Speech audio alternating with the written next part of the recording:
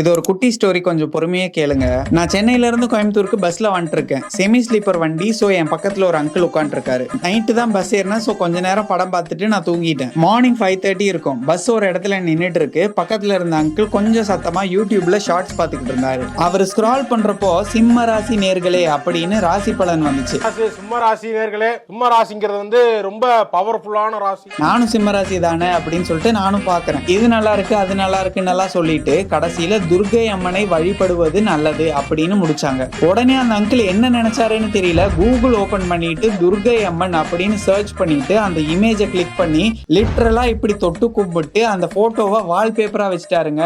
ஒரு செகண்ட் எனக்கு என்னென்னமோ ஆயிருச்சு, நம்ம எல்லாம் வேற ஏதோ வேர்ல்ட்ல இருக்கோமோன்னு தோணிருச்சு. ஒரு 60 செகண்ட் கண்டென்ட் இவ்வளவு பெரிய ஒரு இம்பாக்ட கிரியேட் பண்ணதுன்னா, இன்ஸ்டாகிராம்ல டாக்டர்ஸ், ஃபிட்னஸ் இன்ஃபுளுசர்ஸ் எல்லாம் சப்பாத்தி சாப்பிடாதீங்கன்னு சொன்னா சாப்பிடாமலே இருந்துருவாங்க போல. ஒரு கண்டென்ட்டுக்கு ஒருத்தரோட லைஃபையே மாத்துற அளவுக்கு பவர்